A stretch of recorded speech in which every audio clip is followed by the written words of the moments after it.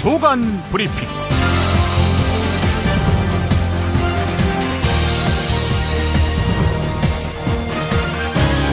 2015년 10월 1일 목요일입니다.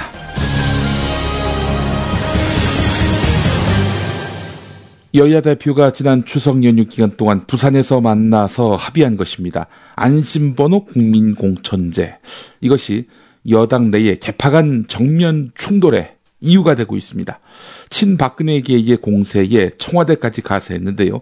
그러자 김무성 대표가 참는데도 한계가 있다면서 전면전 불사를 선언했습니다. 이와 관련해서 성한용 한겨레 정치선임 기자의 현장 칼럼 창 일부 내용을 소개하려고 합니다. 새누리당 내에 친박근혜계에게 대국적인 정치를 주문하는 내용인데요. 들어보시죠. 대통령의 부하들이 완장을 차고 국회와 여당에서 설치는 장면은 우리에게 매우 익숙하다. 제왕적 대통령제의 유산이다. 박정희, 전두환, 노태우 시절뿐만이 아니라 김영삼, 김대중, 노무현, 이명박 정부에서도 그랬다. 다행히 민주주의가 발전하면서 조금씩 사라져갔다. 그런데 박근혜 정부에서는 거꾸로 되살아나고 있다. 그래서 결국 잘 될까? 권력 연장과 수렴 청정을 꿈꾸는 박근혜 대통령과 친박들의 뜻이 이루어질까? 잘 안 될 것이다. 첫째, 역풍의 가능성이 높다. 박근혜 대통령이 대구 경북에 자기 세력을 구축하려 들면 다른 지역에서 반발하는 것이 당연하다. 특히 수도권에서 정권 심판론이 나올 수 있다. 둘째, 권력의 속성이다. 4.13 총선에서 혹시 성공한다 해도 친박들이 임기 말까지 박근혜 대통령 중심으로 결속할까? 그럴 리가 없다. 친박들도 새로 선출된 대선 후보에게 줄을 설 것이다. 본래 배신은 적이 아니라 측근이 하는 것이다.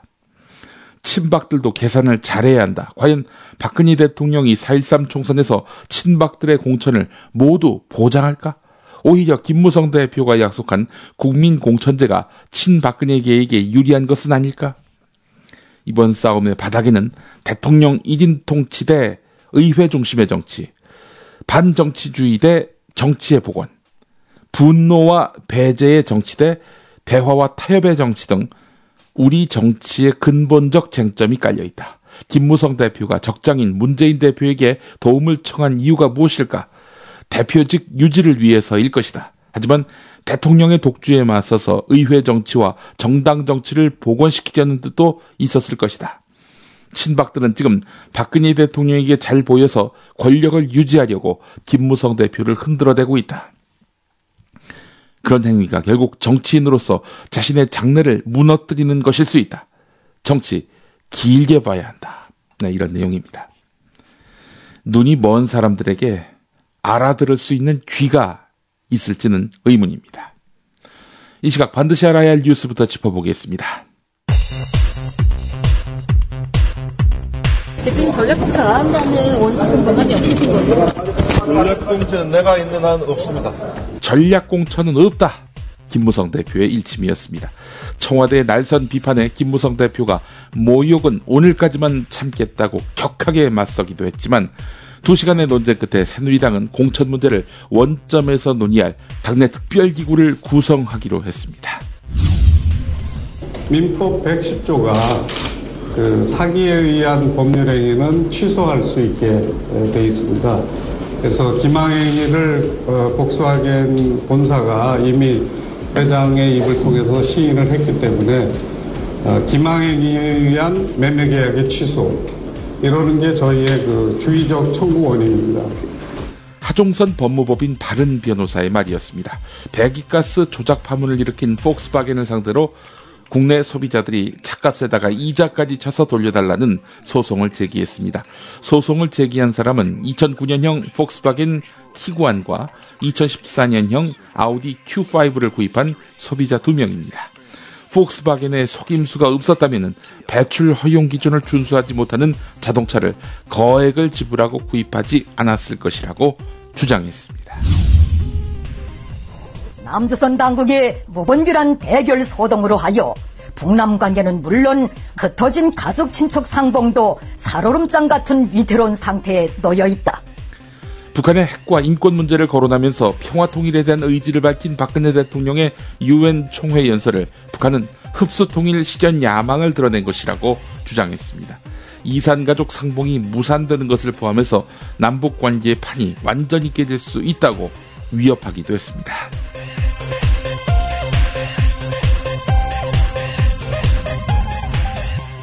김용민의 조간 브리핑은 이담채 김치, 컴백홈 대리운전, 코골이 119, 좋은 사람과 플라워, 연지연 곰탕 공동 제공입니다. 직접 담가 먹는 김치가 사 먹는 김치와 다른 이유 잘 아시죠? 내 눈으로, 내 손으로 골라야죠. 우리 걸로요. 한 포기 한 포기 직접 손으로 소금을 뿌려 절이는 가장 깨끗한 손으로 정성과 진심을 담아 이 김치 지하수로 못 써요. 나쁜 병균 틈타지 말아야 하니까. 건강을 위해 소금은 적당히, 그러나 맛깔나게. 내 가족이 먹을 김치니까. 가족이 먹는 김치를 하나 더 만든다는 심정으로 만든 김치, 이담채 김치. 입맛 까다로운 김어준 딴지일보 총수의 한마디. 제가 이 김치의 맛을 보증합니다. 정말 맛있어요, 이 김치는. 포털 사이트 검색창에 이담채를 입력하세요. 전화주문은 1544-4586 1544-4586. 컴백홈 대리운전. 여자한테 참 좋은데. 여자한테 정말 좋은데. 어떻게 표현할 방법이 없네. 컴백홈 대리운전이 왜 여자한테 좋냐고요? 대리기사님을 전화가 아니라 스마트폰 앱으로 호출합니다. 대리기사님의 사진과 평가, 체험 후기를 보시고 선택합니다. 그리고 모든 결제를 현금이 아닌 스마트폰에서 간편히 끝냅니다. 컴백홈 대리운전 왜 이제 나왔니? 묻지도 따지지도 않는 대리운전, 이제 컴백홈으로 바꾸자. 구글 플레이 앱스토어에서 컴백홈 대리운전을 입력하세요. 신규 고객 전용 쿠폰 번호 1818 입력하시면 기본 10,000원에 쿠폰 10,000원을 더해서 2장의 쿠폰을 선물로 드립니다.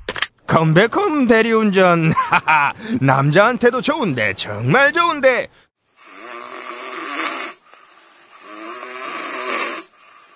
큰일 났네요. 큰일 났어요. 다른 사람에게 폐 끼치는 건 둘째치고 본인의 수면 건강이 무엇보다 걱정됩니다. 한 방을 써야 하는 부부와 연인, 군입대나 기숙사 입사를 앞둔 청년, 코수술, 비싼 양압기 구입, 이젠 안 하셔도 됩니다. 간편하고도 반영구적인 코골이 방지기구 24,000원이면 됩니다. 심한 코골이와 수면 무호 걱정 마세요. 99%의 감소 효과를 보장합니다. 검색창에 코골이 119, 코골이 119를 입력하세요. 오늘 첫 소식입니다. 2013년 중소기업진흥공단이 최경환 부총리의 인턴 출신 황모 씨를 채용했지요. 자, 이 채용 과정에서 핵심적으로 가담한 당시 인사 담당자의 증언이 나왔습니다. 실장급인 기혁 씨, 이분이 한 말은요, 점수 조작 등을 해서라도 황모 씨를 합격시킨 것은 조직을 위해서 인사 라인이 결정한 것이다, 이렇게 말했다는 겁니다. 공단에 상당한 영향력을 행사할 수 있는 인사가 채용을 청탁해서 공단이 조직적으로 비리를 저질렀다는 것을 시인한 셈입니다. 자, 그렇다면 황모 씨 채용에 관심을 보인 외부 인사가 누구일까요? 새정치민주연합 이원욱 의원은 황모 씨를 채용해달라고 청탁한 외부가 얼마나 거물이면 조직을 위해서 공단 인사 라인이 총동원돼서 채용 비리에 나설 수 있겠는가?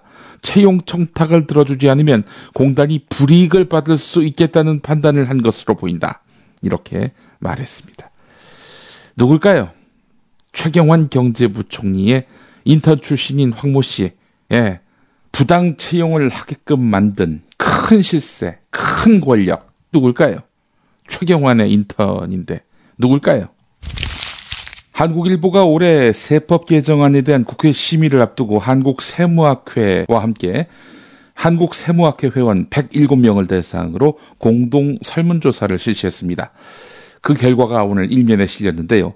정부 세법 개정안을 포함한 세제 전반이 공평과세 가치에 얼마나 부합하는가라는 질문에 공평하지 않다라는 응답이 절반을 넘는 53.8%에 달하는 것으로 나타났습니다. 응답자 105명 가운데 44명은 대체로 불공평하다, 13명은 매우 불공평하다, 이렇게 답했다고 합니다. 대체로 공평하다라는 응답은 44명, 매우 공평하다라는 답은 단 한 명도 없었습니다. 네. 한국 세제가 공평하지 않다. 조세 전문가들 절반 이상이 이렇게 보고 있다는 겁니다. 국제 지표로 한번 눈을 돌려보겠습니다. 서울신문 6면입니다. 우리나라의 금융시장 성숙도가 부탄이나 가나만도 못하다, 이런 조사 결과가 나왔습니다.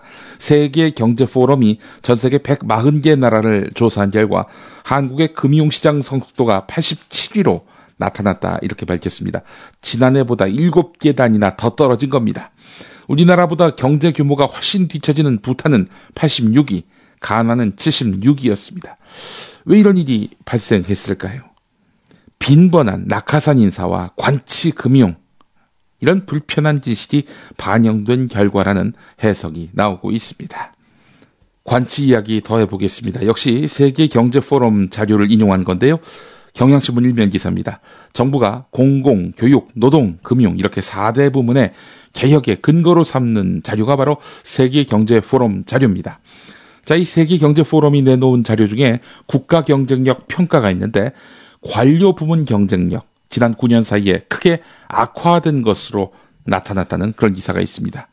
행정부의 경쟁력은 일본은 물론이고 중국, 말레이시아, 인도네시아 등 아시아 주요 나라에 비해서도 크게 뒤떨어지는 것으로 평가됐습니다. 대한민국이 말입니다. 쉬운 해고, 임금 피크제 같은 민간 부문에 대해서만 개혁을 강요할 것이 아니라 관료 개혁부터 추진해야 되는 것 아니냐, 이런 지적이 당연히 뒤따르겠죠.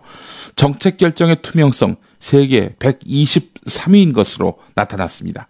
2007년 노무현 정부 마지막 해에는 34위였는데 2015년 박근혜 정부 중반기에 123위로 추락했습니다. 한국의 국가 경쟁력 2007년에는 11위였는데 2015년에는 26위로 떨어진 것입니다. 자본과 노동에 대한 영향력이 아무래도 한국은 매우 크지요. 대통령이 한마디 하면은 뭐 세상의 근간이 다 뒤바뀌는 이런 구조에 놓여 있으니까요. 자, 따라서 공직사회가 이런 식으로 취약해서는 잠재 성장률을 높이기 어렵다는 겁니다. 국민일보 일면 기사 또 주목해 볼 필요가 있습니다. 정부가 실질적 행위 주체로 민간을 내세우는 각종 경제 정책을 양산하고 있습니다. 청년희망펀드, 한국판 블랙프라이데이 같은 이런 고용과 소비를 살리기 위해서 정부가 정책을 입안하면은 민간이 발로 뛰는 사례가 늘고 있다는 겁니다. 재정난을 겪고 있는 정부가 돈 들어가는 사업은 민간에게 떠넘긴다는 거죠. 민간이 이거 좋아서 하겠습니까? 정부가 하라고 하니까 하는 거죠. 그래서 국민일보 이 기사의 제목은 신관치시대입니다. 사실 전통적인 낙하산은 줄었지만 청년 펀드, 블랙 프라이데이 같은 정부가 민관협력이란 이름의 이벤트를 자주 열고 있는데 이건 주로 머리는 정부가 쓰고 행동은, 그러니까 발로 뛰는 것은 민간이 다 떠안는 이런 형식이 되고 있다는 겁니다. 재계는 급기야 기업에 지나친 부담이 되고 있다. 이렇게 군소리를 내고 있다고 합니다. 우리나라의 대표 기업 하면은 바로 삼성전자지요. 삼성전자의 지난해 매출은 1959억 2천만 달러입니다. 한국 GDP의 13.83%를 차지하고 있습니다. 주요 15개 나라의 대표 기업 매출액이 자신의 국가 GDP에서 차지하는 비율을 순위로 매기면 삼성전자가 1위입니다. 13.8%, 거의 14% 가까운 거죠. 영국의 BP는 12.01%, 러시아는 가스프롬이죠. 7.97%입니다. 자, 그렇다면은 지금 폭스바겐 어떻습니까? 지금 자동차 배기가스 관련해서 스캔들에 휘말린 폭스바겐. 지금 폭스바겐이 망하면 독일 경제가 휘청거린다 이런 얘기가 나오고 있지 않습니까? 폭스바겐은 독일 GDP의 몇 %의 매출을 기록하고 있을까 따져봤는데 아까 삼성전자 13.83%라고 했죠. 여기는 6.97%에 이른다는 겁니다. 7% 수준입니다. 이 7% 수준의 폭스바겐도 흔들리면 독일 경제 전체가 흔들린다. 이런 이야기인데 우리는 지금 13.83%란 말이죠. 삼성전자가 위기를 만나게 된다면은 한국 경제 전체가 치명적인 타격을 입는다는 겁니다. 폭스바겐의 거의 2배 가까운 타격을 입는다. 이런 이야기입니다. 월스트리트 저널은 재벌 기업이 한국 경제에서 차지하는 비중이 막대한 것은 위협 요인이라고 말했습니다. 재벌 중심의 경제 체제, 우리가 근본적으로 자성해 볼 필요가 있겠다, 이런 얘기입니다. 이런 가운데 오늘 한국일보 8면에는 삼성전자의 연 매출이 3년 만에 다시 200조 아래로 추락할 위기에 놓였다는 기사가 실렸습니다. 삼성이 비상이 걸렸네요. 예. 폭스바겐 이야기가 나와서 그런데요. 독일 자동차 업체죠. 폭스바겐 그룹의 배기가스 조작에 대한 국내 첫 소비자 소송이 제기됐습니다. 앞으로 폭스바겐과 계열사 차량을 구매한 한국 소비자의 추가 소송이 잇따를 것으로 보이는데요. 폭스바겐 계열사 하면은 아우디가 있죠. 아우디 차량에도 같은 속임수가 적용된 것으로 알려지면서 이번 소송을 대리한 법무법인은 소송 확대 방침을 밝혔습니다. 자, 그렇다면은 과연 전망은 어떨까? 폭스바겐 측의 고의적인 조작이 법원에서 인정되더라도 소송을 제기한 구매자에게 실제로 반환되는 금액은 소액에 그칠 것이다. 이렇게 법조계는 입을 모으고 있다는 겁니다. 한 부장판사 같은 경우 자동차 매매대금 반환 소송에 있어서 반환 액수는 결함의 정도와 부품 교체 그리고 보수에 드는 비용을 따져서 정하는데, 이번에 문제가 되는 것이 이제 배출가스의 소프트웨어 아닙니까? 이 문제가 차량 구매와 관련한 거래 자체를 없었던 것으로 되돌릴 정도인지는 의문이다, 이렇게 말했다고 합니다. 서울신문 2면에 관련 기사가 있습니다. 동아일보 사회면 12면의 실린 기사를 보겠습니다. 시각장애 1급 판정을 받은 장모 씨와 최모 씨, 이 부부의 생계수단은 구걸이었습니다. 1976년에 결혼해서 4남 3녀를 둔 이들은 30년 넘게 구걸로 돈을 모았는데요. 이 구걸로 해서 모은 재산이 확인된 금액만 15억 9,200만 원이라고 합니다. 대단하지요. 부부는 남편 장 씨가 가정의 경제권을 독점하고 자녀들까지 동원해서 구걸을 시켜서 다툼이 잦았다고 합니다. 아내는 자녀들만큼은 구걸시키지 말자라면서 반대했지만 돌아오는 것은 남편의 욕설과 손찌검뿐이었다는 겁니다. 자녀들에게도 폭언과 폭행을 일삼았던 장모 씨. 자녀들이 이 장성에서 더 이상 이 자녀들에게 완력을 행사할 수 없게 되니까 2010년경에 시중은행 4곳에서 현금 12억여 원을 출금해서 자취를 감췄다고 합니다. 실제로 장모 씨 명의의 순재산은 서울 강남에 있는 아파트와 은행에서 빌린 부동산 대출금까지 합하면 20억 원에 육박한다고 하는데요. 반면 아내 최모 씨는 자신의 이름으로 된 재산은 한 푼도 없었습니다. 아내는 거주지는 물론이고 생사도 알 수 없게 된 남편으로부터 현재 살고 있는 아파트라도 지켜보겠다는 그런 심정에 이혼을 결심하고 지난해 법원에 문을 두드렸는데요. 자, 그런데 5년 전에 가출한 남편, 지금 생사도 모르고 있는 형편입니다. 어떻게 됐느냐? 서울가정법원 가사 4부는 이 아내가 제기한 이혼 청구 소송에서 원고와 피고는 이혼하고 남편은 위자료 3천만 원을 지급하라, 이렇게 공시송달에 의한 이혼 판결을 내렸습니다. 자, 법원은 그러면서 또 재산 분할 비율을 50대 50으로 해서 7억 9,600만 원씩 나누라고 했는데, 지금 남편이 어디 갔는지 어떻게 합니까? 이 7억 9,600만 원 남아 있을까요? 이것도 의문이죠. 위자료 3천만 원을 지급하라고 남편에게 판결했는데 이 3천만 원 남편이 실종된 상태에서 강제할 방법도 딱히 없습니다. 공시송달에 의한 이혼 판결은 3년 이상 생사를 알 수 없거나 상대 배우자의 거주지나 연락처를 모르는 경우에 한해 이루어지는데요. 통상적인 방법으로는 소송 상대방에게 서류를 송달할 수 없을 때 법원 직권으로 법원 게시판에 사유를 게시하거나 관보에 공시해서 상대방이 소송 제기 사실을 알 수 있게 하고 있습니다. 관보를 보는 분이 몇이나 있겠습니까? 예? 그렇지 않나요? 보건 말건 하여간 이렇게 법원이 결정했다, 이런 얘기죠. 조선일보 8면을 보겠습니다. 청계천 복원사업 10년 지났습니다. 조선일보는 오늘 10년 전 청계천 복원사업을 기획하고 완성한 주역들이 지금 어떻게 지낼까, 이렇게 시작하는 기사를 실었습니다. 청계천 사업을 공약으로 내걸고 당선돼 완공까지 진두지휘했던 이명박 당시 서울시장은 2008년 17대 대통령으로 당선됐고 2013년에 퇴임을 했는데, 이런 청계천 복원의 주역들이 오늘 걷기대회 또 토크 콘서트를 한다고 합니다. 예. 자, 그런데 모두가 다 영광된 자리에 놓인 것은 아닙니다. 일부는 수뢰 혐의로 감옥에 가기도 했는데 청계천 사업이 본격적으로 시작된 2003년 서울시 청계천 복원추진본부장을 맡았던 양윤재 전 서울시 행정 2부시장은 2006년 6월 청계천 복원사업 과정에서 부동산 업자로부터 뇌물을 받은 혐의로 징역 5년형을 선고받았지요. 2007년 12월 특별 사면을 받은 후에 뚜렷한 활동을 보이지 않고 있다고 하는데요.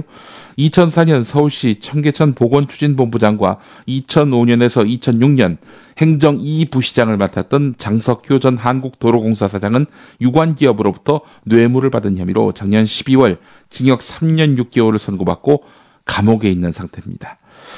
장석효 전 사장은 이명박 전 대통령의 대통령직 인수위원회에서 한반도 대운하 TF팀장을 지내면서 4대강 사업의 설계자로도 불렸는데 말이죠. 네. 명함이 엇갈리네요. 이명박 전 대통령 비단길을 걸어오셨는데 앞으로도 그러하실지는 알 수 없는 겁니다. 한편 서울신문 요즘 대통령 특히 청와대와 코드 맞추기에 혈안이 되어 있는 신문입니다. 이 서울신문이 오늘 일면에는 안심번호 공천을 할 때에는 세금이 최소 500억 원 든다. 이런 이야기입니다. 안심번호 여론조사, 이동통신사가 제공하는 가상의 휴대전화번호로 지지정당과 후보를 조사하는 방식인데 여기에 500억이 들어간다는 겁니다. 그래서 어제 청와대가 이 세금 공천이다 이렇게 지적을 하기도 했는데 이를 뒷받침하는 기사를 오늘 일면에 실었군요. 서울신문이요. 자, 서울신문 사면을 또 보게 되면은 안심공천제가 누구에게 도움이 되느냐 이런 내용으로 기사를 실었습니다. 새누리당 김무성, 새정치민주연합 문재인 대표가 합의한 안심번호 국민공천제는 각 당 계파별로 이해득실 계산차가 확연하다는 겁니다. 안심번호 방식은 휴대전화를 통한 여론조사 경선 방식인데 생소한 정치 신인보다는 지명도가 높은 현역들에게 유리하게 작용할 가능성이 높다는 거지요. 현재 새누리당 의원 분포는 김무성 대표를 비롯한 비박계가 많다는 점에서 친박계 입장에서는 이 제도가 도입될 경우 내년 총선 공천에서 비박계 우위 구도가 이어질 것으로 우려할 만도 합니다.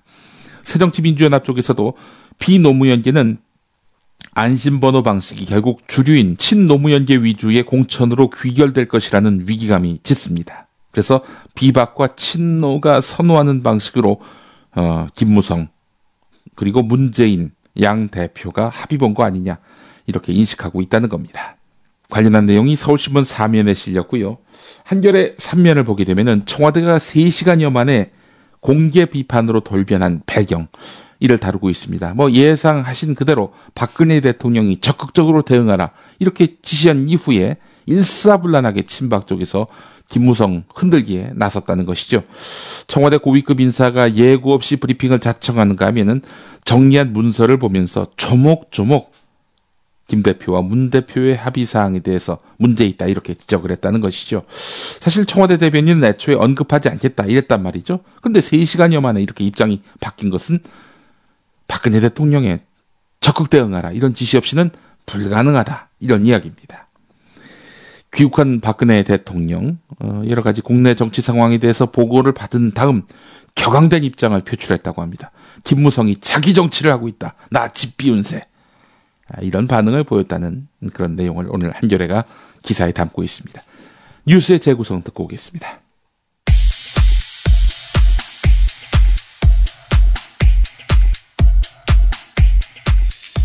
내내 불안했던 박근혜와 김무성의 관계. 드디어 폭발 일보 직전. 9월 30일 상황. 청와대 관계자는 역선택을 차단할 수 없어 민심이 왜곡되는 것을 막을 수 있는지에 대한 우려가 가장 크다고 밝혔습니다. 전화조사 응답률이 2%에 그치는 상황에서 결국 조직 동원력이 강한 후보가 유리해질 것이라고 지적했습니다. 여기에 선관위가 관리하면 많은 비용이 뒤따라 세금 공천이라는 비판을 받을 수 있다고 설명했습니다. 아울러 전화 여론조사와 현장 투표는 근본적으로 다른 것인데다 당내 여론 수렴 절차도 밟지 않아 졸속이라는 비판도 있다고 말했습니다. 청와대의 사인과 함께 김무성을 물어뜯는 친박들. 김태흠, 조원진, 윤상현 의원. 정당의 길을 포기하고 정당 정치를 포기하는 이런 형태의 경선 룰은 받아들일 수가 없다. 당에서 대표님한테 그런 권한을 주질 않았어요. 경선 제도를 여야가 같이 하는 나라가 어디 있습니까? 지난 19대 총선에서 친노, 몰이용, 공천 룰이었습니다. 그게 다시 재포장된 게 안심전화 방안입니다. 근데 실패한 친노의 룰을 우리가 사용한다? 우리 내부 토론도 있기 전에 당 바깥에 다른 당 대표하고 합의를 했다? 이것은 정상적인 상황이 아니다라고 봅니다. 어랏, 김무성에게 가서 머리 숙여 형님, 이랬던 김재원 의원까지. 상당한 오차가 있을 수 있고 그것으로 할 때는 사실 위헌 위법 논란도 제기될 수 있다. 김무성 대표는 비공개 의원총회 내내 청와대에 대한 강한 불쾌감을 숨기지 않았습니다. 공무원 연금 개혁과 노동 개혁을 위해 노력해온 자신을 청와대가 이렇게 망신 줄 수 있냐며 격앙된 어조로 성토한 것으로 알려졌습니다. 청와대 관계자라고 하는 이름으로 이렇게 비판을 하는 것이 이게 맞는 것이냐, 원활한 당청 관계를 어떻게 이야기할 수 있겠는가. 한때 김무성이 청와대에다가 사과했다는 낭설이 돌았는데 이걸 물어보자. 사과하셨다는 얘기가 이거 내가 사과했는지 물어보십시오. 가만히 지켜보고만 있을 비박근혜계 의원들이 아닌데 김성태 그리고 정두원 의원. 친박계의 파상 공세에 맞서 비박계는 과거처럼 밀실 공천을 하자는 거냐며 방어막을 쳤습니다. 새누리당의 공천 방식을 대통령의 뜻에 의해서 결정되어져야 되느냐, 이렇게 되묻지 않을 수가 없어요. 권력의 눈치만 보는 후진적 거수기 국회로 계속 남느냐, 아니면 국민의 눈치를 보는 선진적 민주국회로 바뀌느냐, 그 갈림길에 있다고. 자, 그렇다면 김무성은 당청의 수평적 관계를 이야기할 자격이 있나? 지난 유승민 원내대표에 대한 청와대의 찍어내기가 한창일 때 이렇게 친박계 의원들을 중심으로 유승민 원내대표 사퇴 압박이 거세지는 가운데 새누리당 김무성 대표의 고민도 깊어지고 있습니다. 네, 청와대와 친박계의 손을 들어줄지 아니면 끝까지 유 원내대표를 지켜줄지 김 대표의 선택에 관심이 쏠리고 있습니다. 그러나 김무성의 판단은 의외로 신속하게 나오는데 대통령 윈, 원내대표 아웃. 새누리당의 미래와 박근혜 정권의 성공을 위한 원내대표 사퇴 권고 결의안 채택을 위한 의총을 소집한다, 이렇게. 김무성 새누리당 대표는 어제 유승민 원내대표와 전화로 통화하면서 김무성 대표는 여당 원내대표가 대통령을 이길 수는 없지 않느냐고 발언을 했습니다. 유승민 원내대표를 옹호하던 김무성 대표도 유승민 원내대표의 자진 사퇴가 불가피하다는 쪽으로 생각을 바꾼 것으로 해석될 수 있는 대목입니다. 대통령과 맞서는 원내대표는 져야 마땅하지만 당대표는 절대 질 수 없다는 이야기? 정부의 입법권과 사법부의 심사권을 침해하고 결과적으로 헌법이 규정한 삼권 분립의 원칙을 훼손해서 위헌 소지가 큽니다. 앞뒤 맞지 않는 건 박근혜 대통령도 마찬가지. 자기 권력에 도전하면 삼권 분립 침해라고 하면서 왜 입법부, 즉 여당에 대해 사사건건 찍어내기, 딴죽갈기를 하나. 박근혜 대통령이야말로 삼권 분립의 원칙을 훼손해서 위헌 소지가 큽니다. 하여간 집권 여당 시켜줬더니 견강보회, 적반하장으로 난리를 피우는 새누리당에 대해 국민이 해야 할 일은? 당선된 후에 신뢰를 어기는 배신의 정치는 결국 패권주의와 줄세우기 정치를 양산하는 것으로 반드시 선거에서 국민들께서 심판을 해 주셔야 할 것입니다.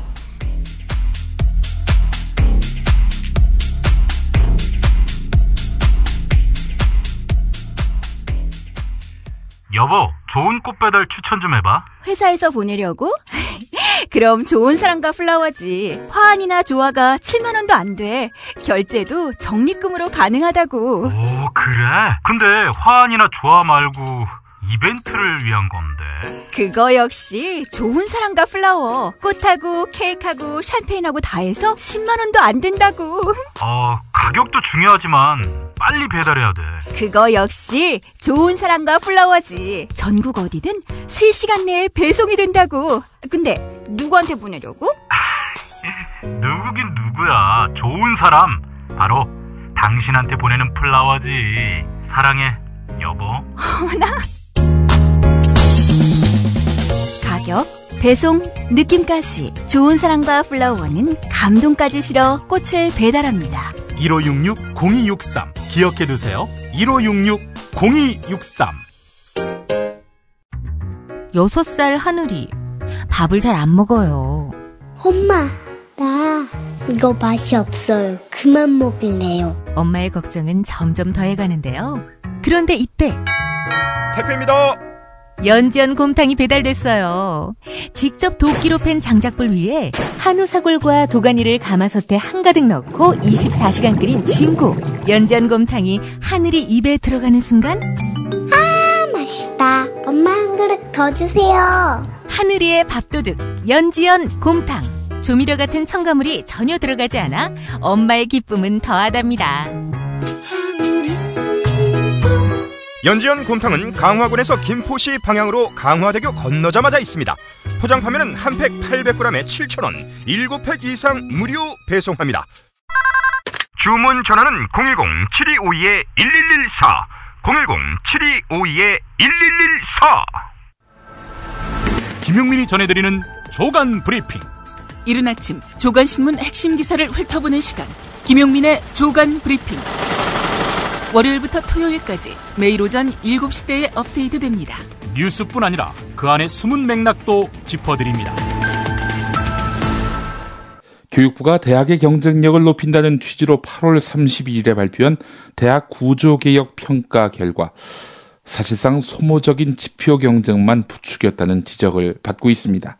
그러니까 퇴출시킬 대학을 발표한 거 아닙니까? 한마디로 얘기해서. 근데 퇴출시킬 대학들 그 명단에서 말이죠, 교육부 관료가 낙하산으로 간 학교의 이름을 찾아보기가 쉽지 않습니다. 자, 그것도 그렇고 말이죠, 이렇게 부실대학으로 낙인을 찍으면요, 그 학교가 각성을 하면은 뭐 그런 대로 의미가 있고 효과가 있는 건데요. 그런데 이 학생들은 또 뭡니까? 이게 부실대학교에 다니는 그런 학생이라는 낙인이 박히는 거 아니겠습니까? 지금 가뜩이나 취업도 어려운데 부실대학 출신이라는 낙인까지 받는 이 학생들의 입장을 과연 교육부가 헤아려 봤느냐, 이런 이야기입니다. 고려대 세종 캠퍼스, 예전에는 서창 캠퍼스였죠. 세종 캠퍼스에 재학하고 있는 정모군은 추석 이후 편입을 진지하게 고민하고 있습니다. 친지들과 인사를 나눌 때마다 너희 학교는 어떻게 된 거냐 이렇게 물어와서라고 하는데, 이 고려대학교 세종 캠퍼스는 대학 구조개혁평가에서 D+ 등급을 받았습니다. 이 등급에 해당하는 학교에는 정부의 재정지원 사업과 국가장학금 지원 일부가 제한됩니다. 뭐 이걸 떠나서 이 학교에 재학 중인 학생들한테는 이 엄청난 상처가 된다는 거지요. 열심히 학교 생활을 해왔는데 정부의 발표로 순식간에 부실대학에 다니는 학생으로 낙인이 찍혀버렸다. 취업 면접을 보게 된 학교의 한 선배는 학교의 구조개혁 평가 결과와 관련해서 질문을 받기도 했다고 한다. 면접 자리에서 말입니다. 취업하기 위한. 그런 편견을 감당할 자신이 없어서 다른 학교로 옮길까 고민 중이다, 이렇게 말했다는 겁니다. 교육부가 대학 서열화를 조장함으로써 분열을 조장하고 있다, 이런 지적도 제기되고 있습니다. 사모펀드 MBK, 여러분들이 이 MBK의 이름을 주목하실 필요가 있습니다. 이 사모펀드 MBK 파트너스가 인수하기로 한 홈플러스가 매각 과정에서 노동조합 조직 확대 방지 활동 등 부당 노동 행위를 한 정황이 확인됐습니다. 은수미 새정치민주연합 의원이 공개한 국정감사 자료를 보게 되면은 이모 홈플러스 영업인사본부장이 지난 8월 5일 노조조합원에게 변호사님, 어제 7월 노조 체크오프, 그러니까 조합비 일괄 공제를 위한 조합원 명단 통보를 했는데 변호사님 70명이 노조에 신규 가입하고 44명이 탈퇴했습니다.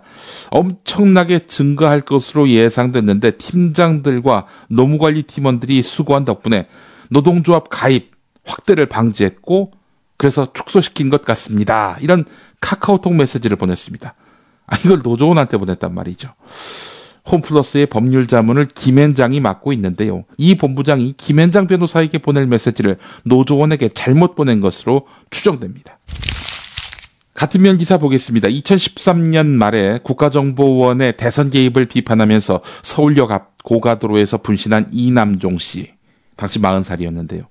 이 이남종 씨가 기획 자살을 한 거 아니냐, 이런 의혹을 제기한 사람이 있습니다. 바로 변희재 씨입니다. 변희재 씨는 이남종 씨가 사망한 후에 죽음의 굿판을 또다시 만들지 말라, 친노 종북 세력의 애국열사 만들기, 이런 제목의 글을 여러 차례 소셜미디어에 올렸습니다. 종편에도 출연해서 진보 시민단체가 이남종 씨의 분신 시도를 알면서도 의도적으로 방치하고 정치적으로 이용했다, 이렇게 말했다는 겁니다. 이 사람이 스스로 목숨을 끊을 것을 알고 있으면서도 이 사람이 죽음으로써 진보 시민단체가 정치적으로 이득을 취할 수 있다, 이렇게 판단을 해서 못 본 척했다. 이게 바로 변희재 씨의 주장이었던 거지요. 자, 그런데 이 같은 변희재 씨의 기획 분신설, 이것은 이남종 씨의 사회적 명예와 인격권을 침해했다라는 법원 판결을 받게 됐습니다. 정치적 견해나 성향 차이를 표명한 것을 넘어서 고인의 죽음에 대해서 사실을 왜곡했다, 이런 이야기인데요. 그래서 이남종 씨 유족에게 변희재 씨가 600만 원을 배상하라, 이렇게 판결을 내렸습니다. 국민일보 종교면을 보면은 오늘은 또 어떤 사고가 터졌나 주목하지 않을 수 없게 됩니다. 오늘 국민일보 종교면 1면에는요, 형평 안 맞는 정부의 종교 지원금, 이 제목의 기사가 있습니다. 종교를 갖고 있는 사람들 가운데 43%인 불교에게는 56.4%의 정부 지원금이 나가는 반면에 전체 종교인 가운데 34.5%를 차지하는 개신교에는 불과 2.8%밖에 지급되지 않고 있다, 이런 얘기입니다. 이런 기사를 보시면은 개신교인들은 공감할 수 있을지는 모르겠습니다만은 비개신교인들은 뭐라 하겠습니까? 세금부터 내고 그 소리를 하라, 이러지 않겠어요? 예, 불교가 개신교에 비해서 엄청나게 정부 지원금을 받고 있다는 국민일보 종교면 기사, 예, 또 다른 논란이 될 것으로 보입니다.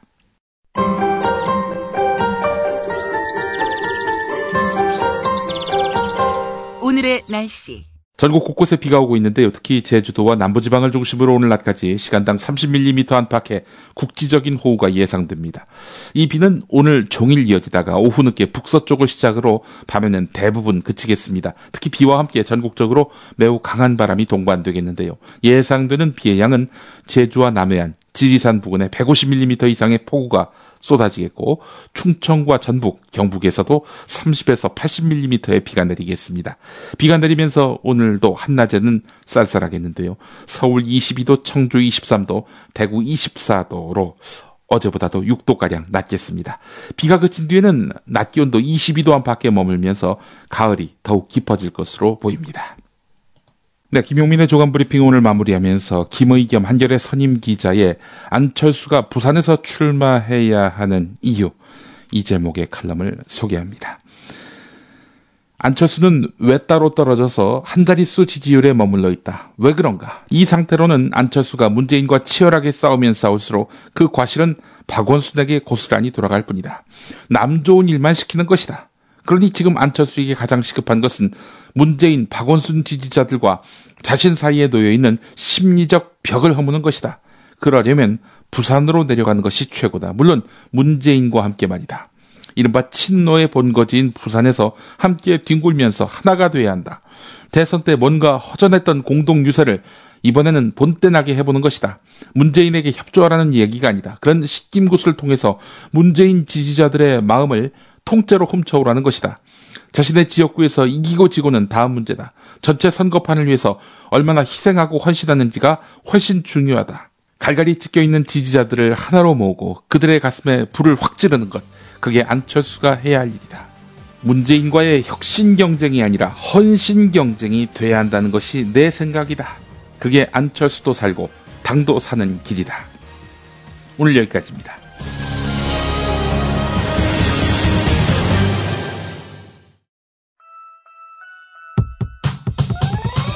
이번 방송 괜찮았나요? 작별의 여운, 이렇게 표시해주세요. 다운로드하기, 댓글 달기, 구독하기, 별점 주기. 더 좋은 방송 만들어 달라는 약속? 이렇게 응원해 주세요. 다운로드하기, 댓글 달기, 구독하기, 별점 주기. 기억하셨죠? 다운로드하기, 댓글 달기, 구독하기, 별점 주기.